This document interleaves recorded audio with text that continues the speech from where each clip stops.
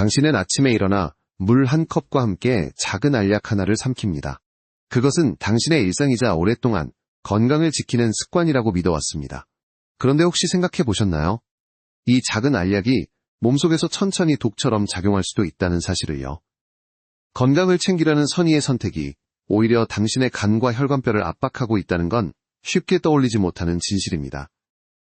많은 분들이 비타민은 몸에 좋은 것만이 먹을수록 건강해진다 라는 오래된 믿음을 갖고 있습니다. 하지만 의학적으로는 정반대인 경우가 많습니다. 제가 진료실에서 만나는 환자 중에 피곤하거나 관절이 아프다는 이유로 여러 종류의 비타민을 동시에 복용하는 분들이 많습니다. 그런데 검사 결과를 보면 몸에 꼭 필요한 수치보다 훨씬 높은 농도의 비타민이 축적되어 간 수치가 올라가거나 뼈가 오히려 약해지고 있는 경우가 있습니다. 좋아서 먹었는데 왜 몸이 더 약해질까요? 라는 질문이 따라옵니다. 여기서 한 가지 놀라운 현실을 말씀드리겠습니다. 자연에서 얻은 성분이니까 무조건 안전하다라는 생각은 오해입니다. 실제로 비타민 A나 E처럼 지용성 비타민은 몸에 쌓이기 쉬워 필요 이상 복용하면 간에 부담을 주고 혈관을 막는 역할을 합니다. 물에 녹아 배출되는 수용성 비타민이라고 해도 장기간 고용량을 섭취하면 신경 손상이나 소화장애로 이어질 수 있지요.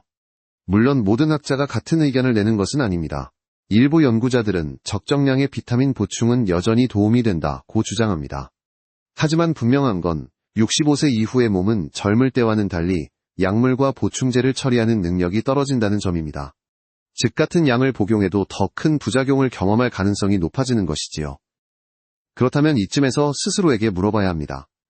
나는 지금 내 몸이 필요로 하지 않는 약을 매일 먹고 있지는 않은가? 한번 제 환자 이야기를 해드릴까요? 72세 여성분인데 하루에만 6가지 비타민을 챙겨 드셨습니다. 아들이 인터넷에서 면역력 강화라는 광고를 보고 사들인 것이라고 하셨지요. 그런데 몇 달 뒤 이유 없는 손떨림과 속쓰림이 심해져 병원에 오셨습니다. 검사해보니 특정 비타민 수치가 정상보다 3배 이상 높게 나타났습니다. 결국 복용을 중단하고 식단을 조절하자 증상이 사라졌습니다. 그분이 하신 말씀이 아직도 기억납니다. 의사 선생님, 저는 건강해지려고 먹었는데 제 몸이 이렇게 고생할 줄 몰랐어요. 이렇듯 당신이 좋다고 믿고 있는 작은 알약이 오히려 몸을 천천히 갉아먹고 있을 수 있습니다. 그래서 오늘 이 영상에서는 65세 이상이라면 즉시 중단해야 할 4가지 비타민을 정확히 짚어드리려 합니다. 단순한 공포가 아니라 과학적 근거와 실제 사례를 통해 말씀드릴 겁니다. 이 영상이 도움이 되셨다면 구독과 좋아요 눌러주세요. 작은 실천이 건강을 바꿀 수 있습니다. 이제 본격적으로 첫 번째 경고해야 할 비타민 A의 그림자 속으로 들어가 보겠습니다. 비타민 A 하면 대부분의 분들이 떠올리는 건 눈 건강입니다. 시력이 떨어지거나 눈이 뻑뻑할 때 비타민 A가 도움이 된다는 말을 수없이 들어오셨을 겁니다. 맞습니다.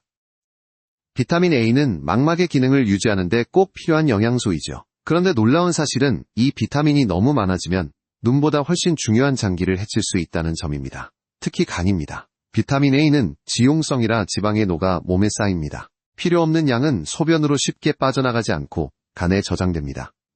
그런데 그 저장고가 넘치기 시작하면 간세포가 손상되고 혈액검사에서는 간 수치가 높아지며 장기적으로는 간 섬유화와 간경변으로까지 이어질 수 있습니다. 실제로 병원에서 원인을 알 수 없는 간 손상 환자를 조사했더니 장기간 고용량 비타민 A를 복용해온 사례가 보고된 적도 있습니다. 또 하나 간과하기 쉬운 점은 뼈 건강입니다. 흥미롭게도 비타민 A를 과잉 섭취한 사람들에서 골다공증과 골절 위험이 더 높다는 연구가 있습니다. 우리가 흔히 비타민 A는 눈에만 좋다라고 생각하지만 실제로는 뼈를 약하게 만드는 양날의 검인셈이지요. 65세 이후 골절은 삶의 질을 급격히 떨어뜨리는 가장 큰 원인 중 하나입니다. 즉, 눈을 지키려다 뼈를 잃을 수 있는 것입니다. 물론 모든 학자가 여기에 동의하는 것은 아닙니다. 일부는 한국인의 식습관으로는 오히려 비타민 A 부족이 더 문제다라고 주장합니다. 실제로 결핍되면 야맹증 같은 증상이 나타나기 때문이죠. 하지만 현실적으로는 음식과 종합 비타민으로 충분히 섭취하는 경우가 대부분입니다. 당근, 시금치, 단호박 같은 흔한 채소들만 꾸준히 드셔도 필요량은 채워집니다. 문제는 보충제를 따로 챙기면서 중복 섭취가 된다는 것입니다. 제가 기억하는 한 남성 환자가 있습니다. 68세인데 젊었을 때부터 야간 운전이 많아 눈을 지키려고 비타민 A 영양제를 10년 넘게 복용해왔습니다. 처음엔 아무 문제 없었지만 어느 순간 이유 없이 뼈 통증이 심해졌고 결국 작은 충격에도 갈비뼈가 부러지는 일이 생겼습니다. 검사 결과 혈중 비타민 A 수치가 정상의 2배 이상이었습니다. 그분은 고개를 떨구며 말씀하셨습니다. 선생님, 저는 제 눈을 지키려 했는데 제 몸 전체를 해쳤군요. 이 이야기는 우리 모두에게 질문을 던집니다. 내가 지금 먹고 있는 보충제가 정말 필요한 걸까? 아니면 그냥 습관일 뿐일까? 습관처럼 먹는 비타민이 오히려 노년의 삶을 위태롭게 만들 수 있습니다. 간 수치가 조금씩 오르고 뼈가 약해지며 그 결과로 독립적인 생활을 유지하기 어려워질 수도 있습니다. 더 중요한 사실은 65세 이후에는 간 기능이 자연스럽게 떨어진다는 점입니다. 젊을 때는 간이여분의 비타민을 잘 처리했지만 나이가 들수록 해독 능력이 줄어듭니다. 즉 같은 양을 먹어도 노인에게는 훨씬 더 위험할 수 있다는 말입니다. 그러니 조금 더 챙겨야지 라는 마음으로 먹는 알약이 사실은 독이 될 가능성이 더 크다는 것을 잊지 마셔야 합니다. 따라서 눈 건강을 위해 비타민 A를 복용하고 계신다면 반드시 양을 확인하시고 중복 섭취를 멈추셔야 합니다. 당근 1개, 시금치 1줌, 단호박 1조각이 훨씬 더 안전한 방법입니다. 알약은 잠시 멈추고 식탁 위에서 답을 찾아보시는 게 현명하지 않을까요? 이제 두 번째 경고할 비타민으로 넘어가겠습니다. 많은 분들이 심장과 혈관을 위해 꼭 필요하다고 믿는, 하지만 고용량에서 치명적인 부작용을 일으킬 수 있는 비타민 E에 대해 말씀드리겠습니다. 비타민 E는 흔히 혈관 청소부라고 불립니다. 항산화 작용으로 세포 노화를 늦추고 심장 건강을 돕는다고 알려져 있지요. 그래서 많은 분들이 하루라도 안 먹으면 손해라는 마음으로 챙겨 드십니다. 실제로 1980에서 90년대에는 비타민 E가 심혈관 질환 예방에 탁월하다는 홍보가 전 세계적으로 퍼졌습니다. 하지만 시간이 흐르면서 연구 결과는 예상과 달랐습니다. 기대했던 심장보호 효과는 뚜렷하지 않았고 오히려 새로운 위험이 드러났습니다. 대표적인 것이 출혈 위험입니다. 비타민 E는 혈액 응고를 방해하는 성질이 있어 과다 복용 시 멍이 잘 들거나 코피가 잦아지고 심하면 뇌출혈의 가능성까지 높아집니다. 특히 항응고제를 복용하는 고령 환자에게는 치명적일 수 있습니다.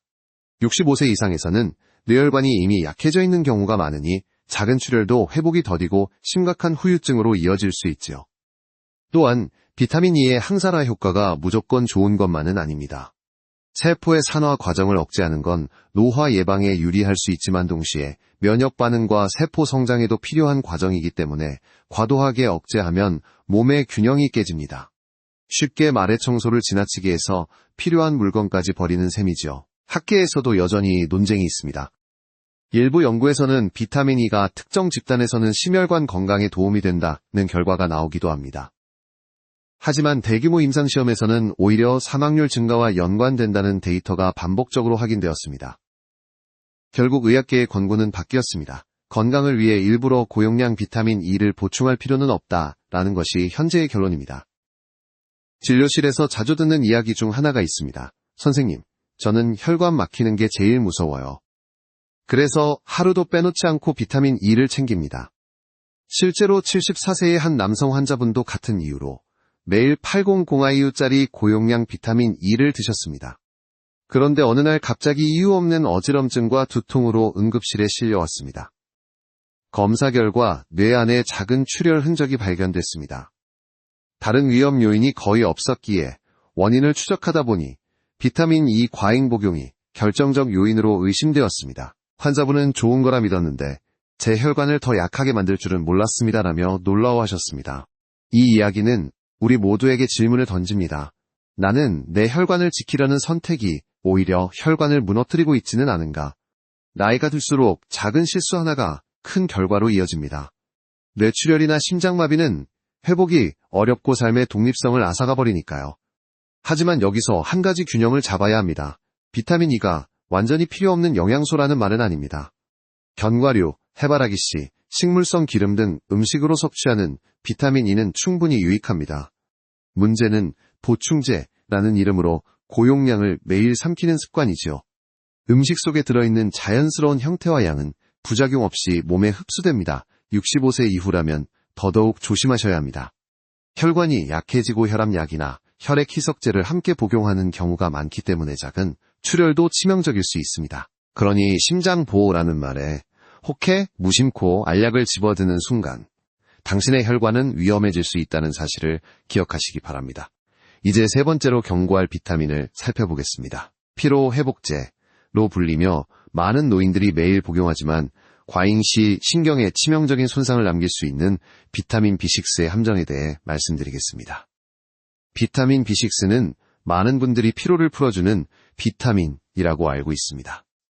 그래서 나이가 들수록 쉽게 지치고 기운이 달린다고 느끼면 약국에서 손쉽게 B6가 들어간 영양제를 집어들지요. 특히 65세 이상 어르신들은 신경과 근육에 좋다는 말을 듣고 꾸준히 드시는 경우가 많습니다. 그런데 아이러니하게도 비타민 B6는 우리 신경을 살리기도 하지만 망가뜨리기도 합니다. 사실 비타민 B6는 신경 전달 물질을 만드는데 꼭 필요한 영양소입니다. 그래서 결핍되면 손발이 저리거나 근육 경련 기분 변화까지 생길 수 있습니다. 하지만 장기간 고용량을 섭취하면 반대로 신경에 독이 됩니다. 신경이 손상되면서 감각이 둔해지거나 손발이 화끈거리고 균형을 잃어 잘 넘어지는 증상이 나타날 수 있습니다. 놀랍게도 이런 증상은 단순한 피로와 구분하기 어렵습니다. 그래서 많은 분들이 나이가 들어서 그렇다라고 넘겨짚고 계속 비타민을 먹습니다. 결국 시간이 지나면서 신경 손상이 심해져 되돌릴 수 없는 상태가 되기도 합니다.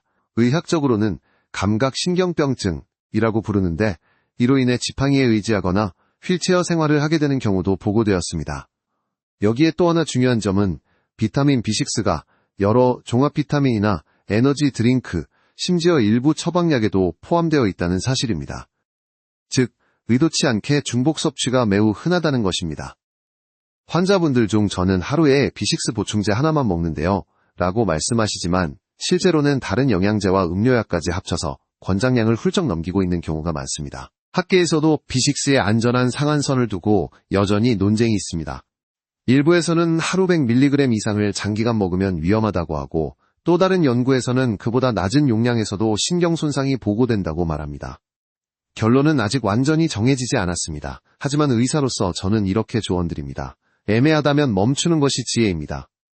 확실히 검증되지 않은 영역에서 무리한 실험을 내 몸에 적용할 필요는 없으니까요. 실제 사례를 하나 말씀드리겠습니다. 70세 여성 환자분이셨는데 손발이 점점 화끈거리고 밤마다 잠을 못 주무셔서 오셨습니다. 몇 년 동안 건강보조제라며 친구에게 권유받아 B6 고용량 캡슐을 꾸준히 복용해 오셨던 분이었습니다. 검사 결과 다른 이상은 없었지만 혈중 B6 수치가 정상보다 훨씬 높게 나왔습니다. 결국 복용을 중단하고 시간이 지나면서 서서히 증상이 나아졌지만 일부 감각 이상은 끝내 완전히 회복되지 않았습니다. 그분이 하신 말씀은 뼈에 사무칩니다. 저는 힘을 얻으려고 먹었는데 제 발이 먼저 힘을 잃었네요.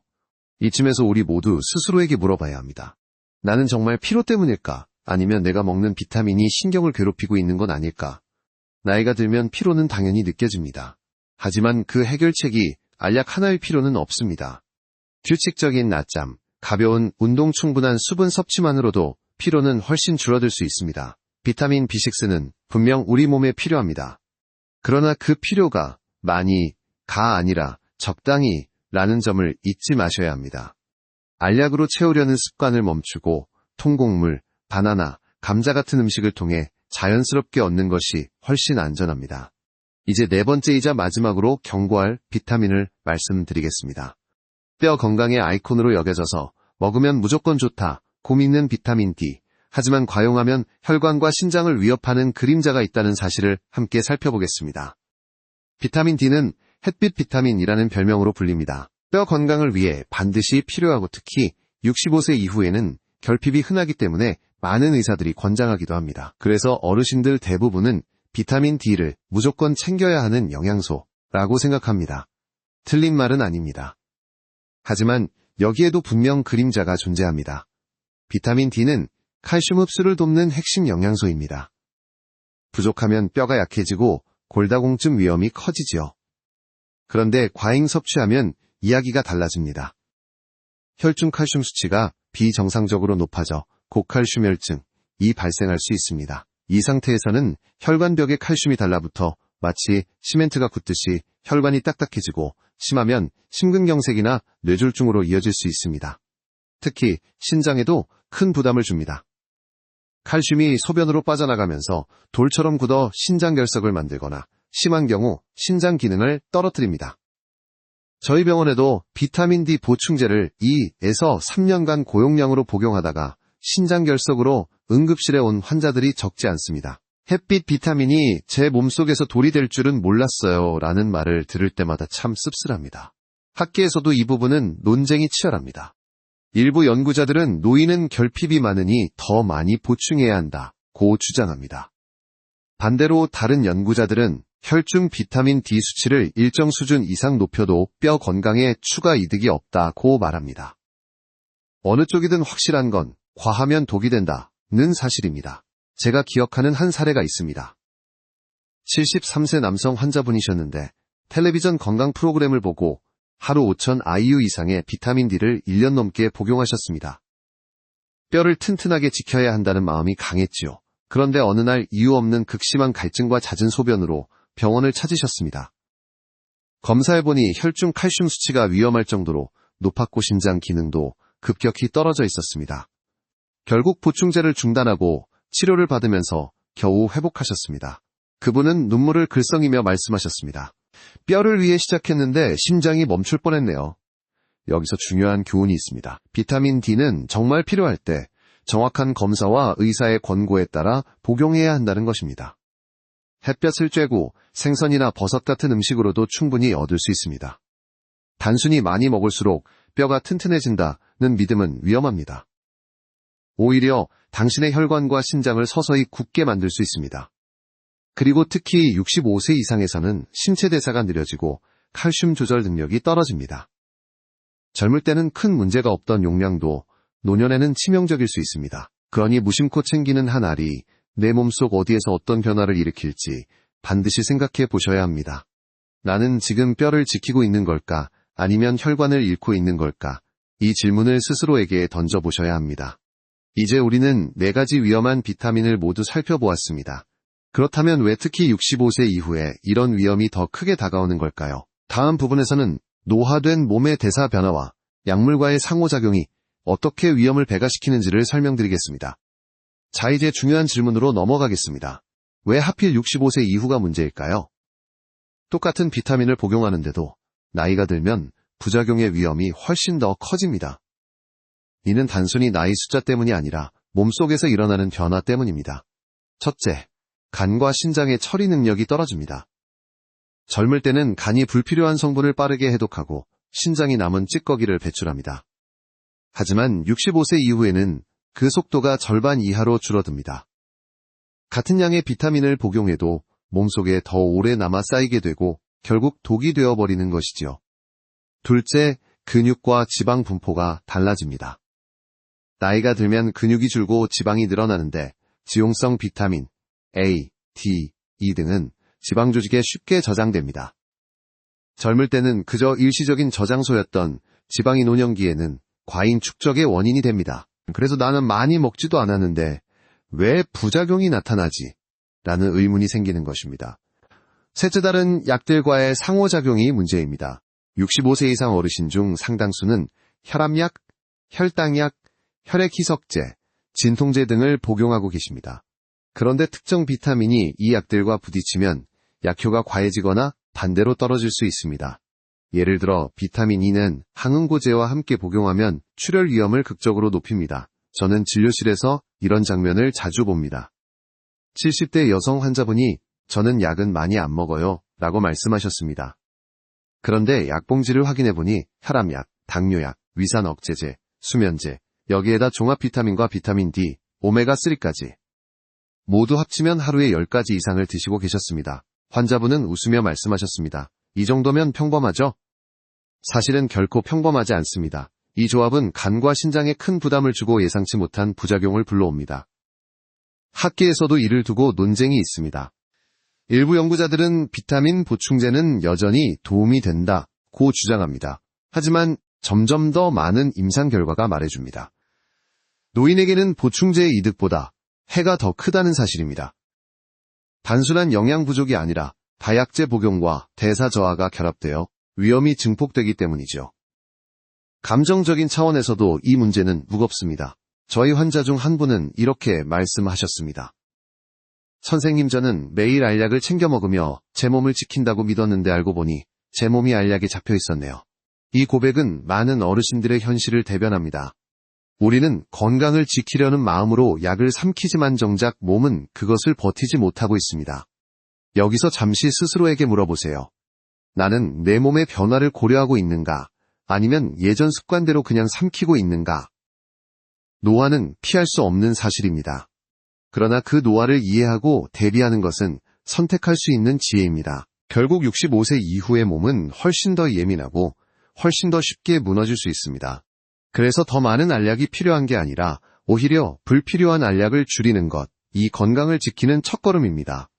이제 다음으로 좋은 비타민도 약이 될 수 있다는 본질적인 사실을 짚어보겠습니다. 우리가 왜 이토록 비타민 톤지는 안전하다고 믿게 되었는지, 그리고 그 믿음이 얼마나 얇은 경계 위에 서 있는지 함께 살펴보시죠. 우리는 흔히 비타민은 약이 아니라 영양소니까 무조건 안전하다라고 믿습니다. 하지만 진실은 다릅니다. 좋은 비타민도 약이 될 수 있습니다. 약이라는 것은 본래 치료와 독 사이의 경계를 걷는 존재이지요. 비타민도 마찬가지입니다. 부족하면 병을 만들고 과하면 역시 병을 만듭니다. 비타민 A가 눈과 피부에 필요하다고 해서 과잉 섭취하면 간과 뼈를 해칩니다. 비타민 C가 항산화 작용을 한다고 해서 많이 먹으면 출혈을 일으킵니다. 비타민 B6가 신경 전달에 도움을 주지만 지나치면 오히려 신경을 파괴합니다. 비타민 D가 뼈 건강을 지켜주지만 과다하면 혈관과 신장을 굳게 합니다. 이 네 가지는 모두 좋아서 먹은 게 오히려 병을 만드는 대표적인 사례입니다.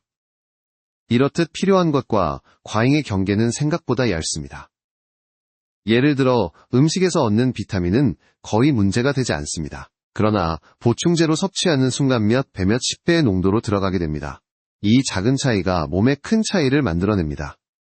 저는 종종 환자들에게 이렇게 묻습니다. 약과 독의 차이는 무엇일까요? 많은 분들이 잠시 생각하다가 대답합니다. 양이요. 맞습니다.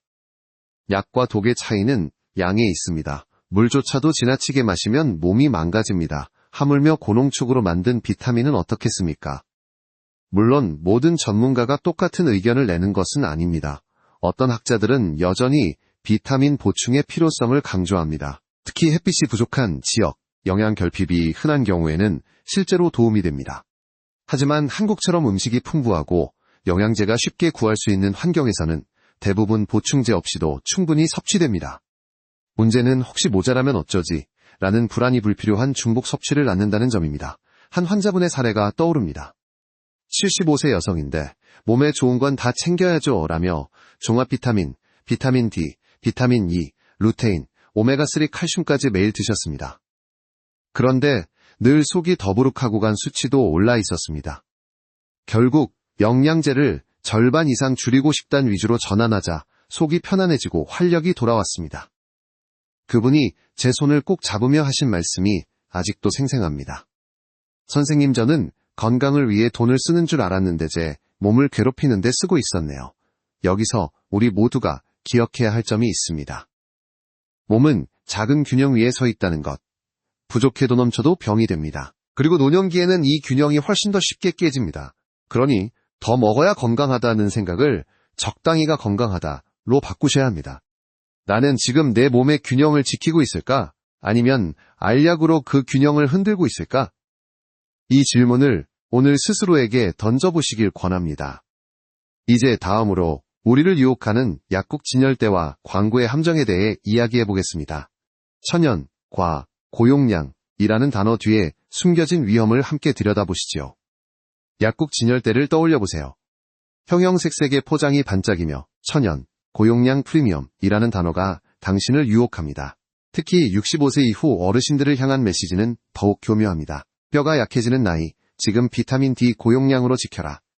혈관이 막히기 전에 비타민 E를 챙기라. 마치 이 알약 하나만 삼키면 모든 질병에서 벗어날 수 있을 것처럼 말이지요.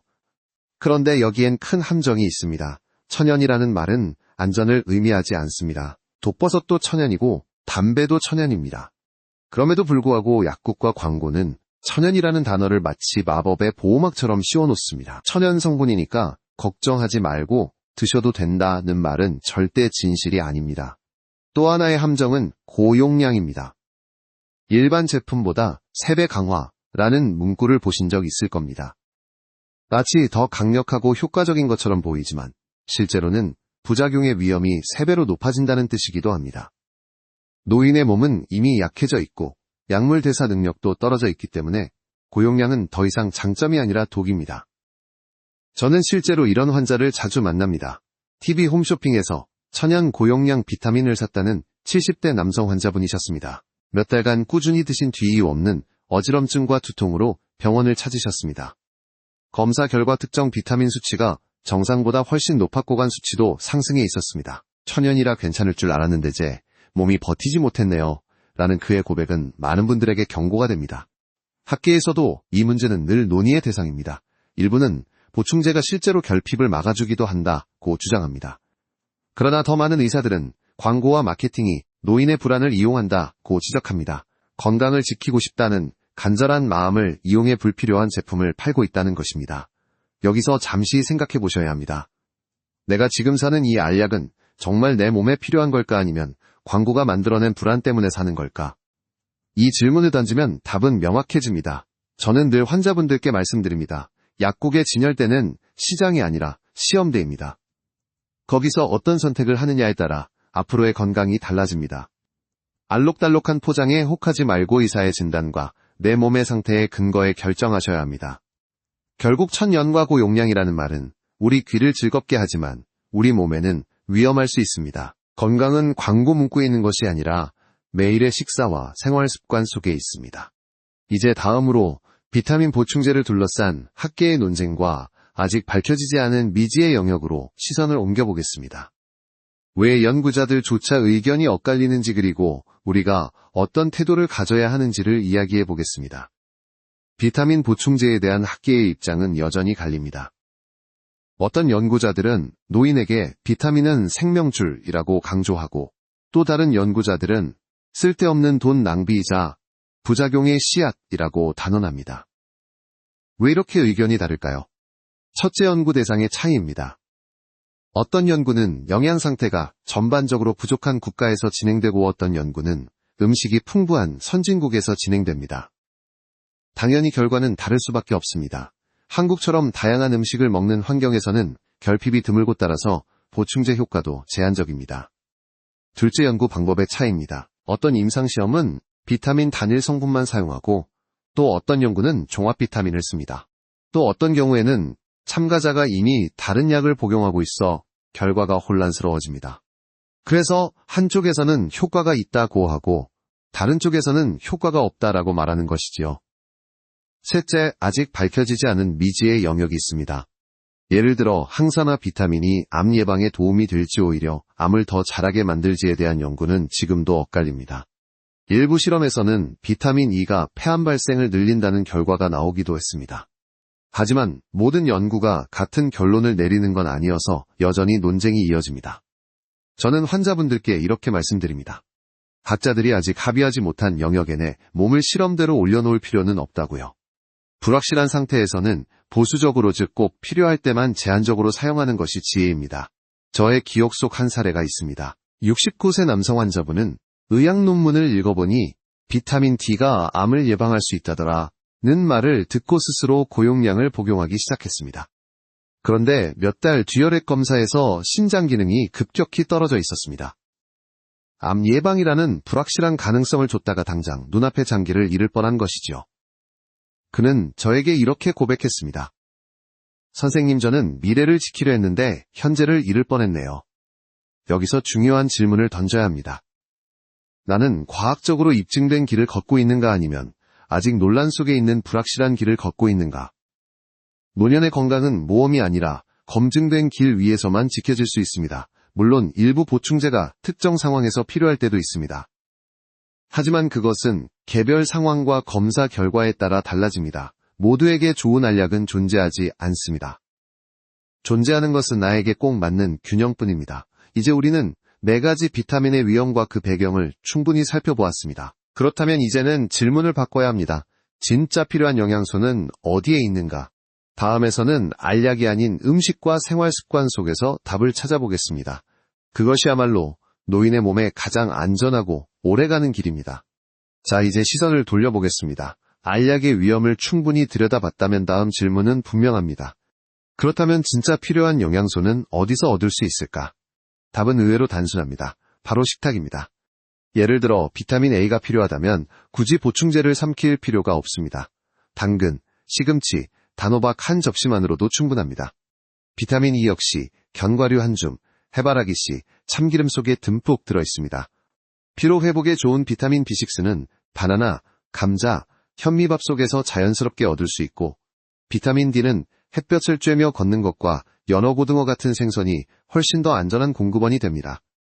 음식 속 영양소는 우리 몸에 들어와서 천천히 흡수됩니다. 그래서 필요 이상의 농도로 급격히 올라가지 않고 다른 영양소와 어우러져 균형을 맞춥니다. 이 자연스러운 속도가 바로 안전의 열쇠입니다. 반대로 알약은 고농축으로 한 번에 들어오니 균형이 쉽게 깨집니다. 제가 진료실에서 자주 드리는 조언은 이렇습니다. 식탁은 약국보다 훨씬 안전합니다. 실제로 보충제를 줄이고 음식으로 전환한 환자분들이 공통적으로 말씀하십니다.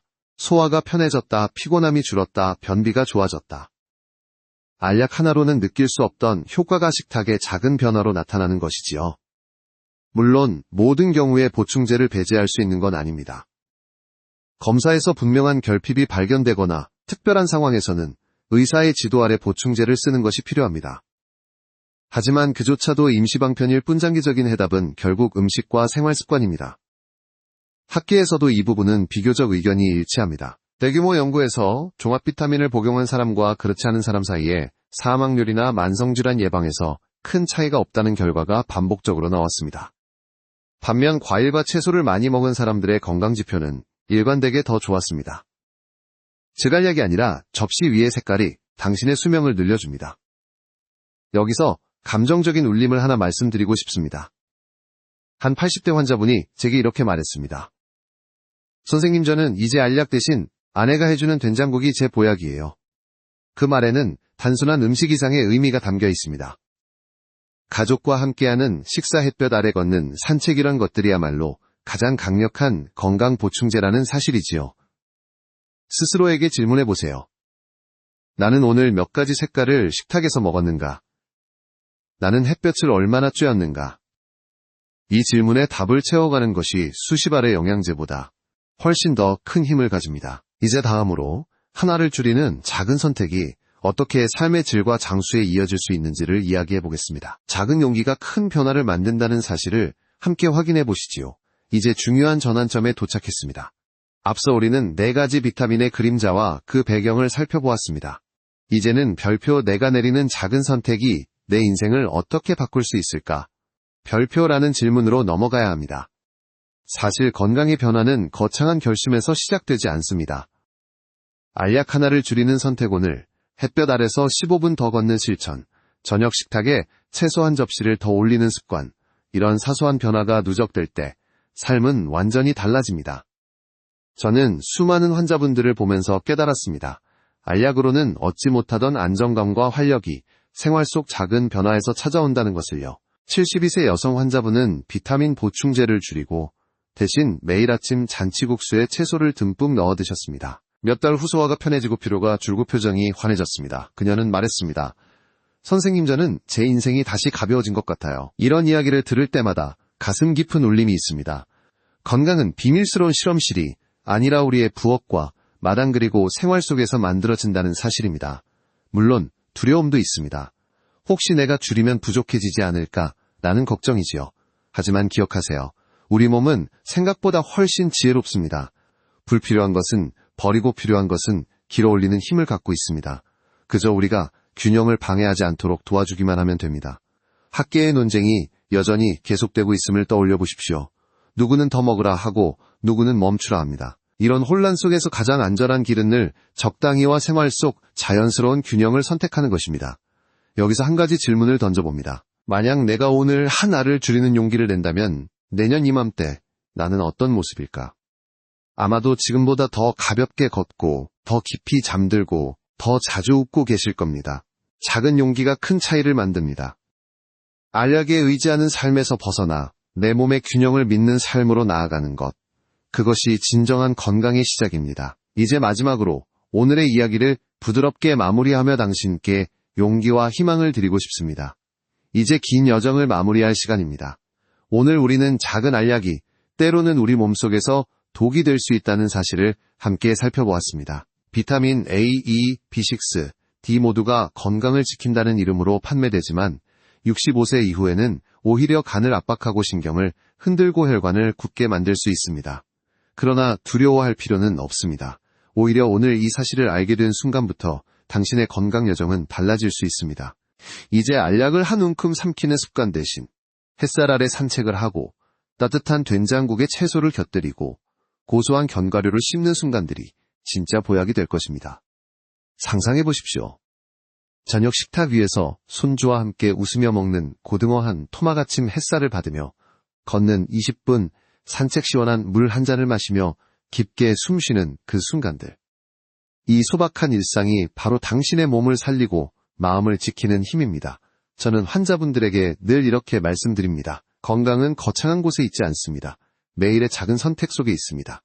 오늘 당신이 내리는 단 하나의 선택, 불필요한 알약을 멈추는 용기 음식과 생활 습관으로 돌아가는 결심. 그것이 수많은 합병증을 막고 삶의 질을 회복하는 첫걸음입니다.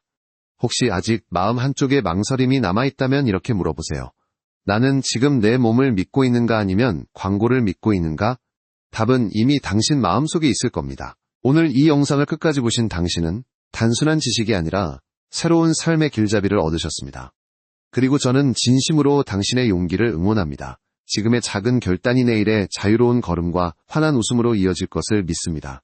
지금 시작하시면 내년 이맘때는 전혀 다른 삶이 펼쳐질 수 있습니다. 오늘이 그 첫걸음입니다.